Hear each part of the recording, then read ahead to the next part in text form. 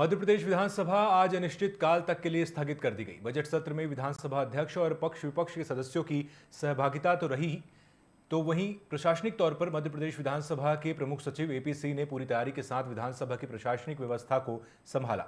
प्रमुख सचिव विधानसभा एपी सिंह का कहना है कि सभी के सहयोग से सत्र बेहतर चला। उन्होंने कहा कि आने वाले समय में विधानसभा और हाईटेक होगी, उसके लिए ई विधानसभा का काम चल रहा है। साथ ही विधानसभा की कार्यवाही लाइव होने के सवाल पर उनका कहना था कि समय समय पर विधानसभा की कार्यवाही को मीडिया के जरिए लाइव किया जाता रहा है। 9 दिन चले विधानसभा के बजट सत्र को लेकर मध्य प्रदेश विधानसभा के प्रमुख सचिव अवधेश प्रताप सिंह से खास बातचीत की हमारे वरिष्ठ सहयोगी प्रिंस गुप्ता ने। मध्य प्रदेश विधानसभा का बजट सत्र 9 दिन चलने के बाद आज समाप्त हो गया और निश्चित तौर पर जो कार्रवाई हुई है वो कहीं ना कहीं कार्रवाई जो चली है वो निश्चित कहीं ना कहीं एक उदाहरण पेश करती है कि सत्र अब लगातार पूरे समय चल रहे हैं। वो विधानसभा अध्यक्ष की कहीं ना कहीं एक निष्ठा हो या तमाम जो विधानसभा का स्टाफ हो और ख़ास तौर से जो प्रमुख सचिव हैं विधानसभा के एपी सिंह सर, उनकी कर्मठता हो कि सत्र पूरा चले, सुचारू चले और तमाम कार्रवाइयाँ समय पर हो। हमारे साथ है एपी सिंह सर। सर, सबसे पहले तो शुभकामनाएं कि सत्र पूरा चला और बहुत अच्छे से चला, शिष्टता के साथ चला, जैसे कि आप लोगों की कोशिश होती। क्या कहेंगे 9 दिन चले सत्र? बहुत धन्यवाद। देखिए, सत्र बिल्कुल आपने सही कहा कि बहुत सफलतापूर्वक और अच्छे से चला और सभी माननीय सदस्यों ने बहुत गंभीरता से विभिन्न मुद्दों पर चर्चाओं में भाग भी लिया। माननीय अध्यक्ष का मार्गदर्शन तो रहा ही है और सदन के नेता माननीय मुख्यमंत्री जी, नेता प्रतिपक्ष, सभी की भूमिका बहुत ही प्रभावी ढंग से रही। माननीय मंत्रीगण और दोनों पक्ष और प्रतिपक्ष के सदस्यगणों ने भी लंबे समय तक बैठ के हमने लंच को भी स्थगित किया। फिर उधर भी एक दिन तो रात को 10 साढ़े 10 बजे तक की कार्रवाई चली, यानी 11 घंटे करीब सतत रूप से सदन चला है।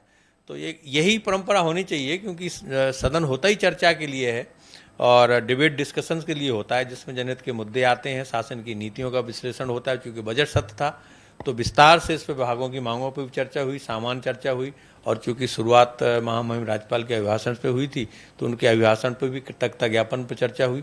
तो विस्तार से काफ़ी अच्छा जो आपने कहा कि बिल्कुल इसी तरह से जो सदन चला है और हम लोगों का भी यही प्रयास था कि माननीय सदस्यों को चाहे जानकारियाँ हों, चाहे शासन से मंगा करके उनको उपलब्ध कराना हो या और कोई जानकारी उपलब्ध करानी हो, माननीय अध्यक्ष को कोई जानकारी देनी हो, तो हमने भी तत्परता से पूरी मेहनत और समर्पण के साथ अपना प्रयास किया है।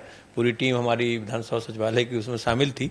लोकतंत्र एक परिवार और हम सब उसके सदस्य, उस परिवार के सदस्य, उसका पूरा बानगी यहाँ देखने को मिली। आखिरी सवाल सर मेरा, बजट सत्र था, पूरे सत्र को एक निचोड़ के तौर पर किस तरह से लेंगे, क्योंकि बजट है और बजट की तमाम कार्रवाइयाँ हुई है और तमाम चीज़ें चली है, सरकार ने अपना पक्ष रखा, विपक्ष ने अपना रखा, किस तरह से देखते हैं आप एज ए प्रशासनिक अधिकारी एक आम जनता को लेकर?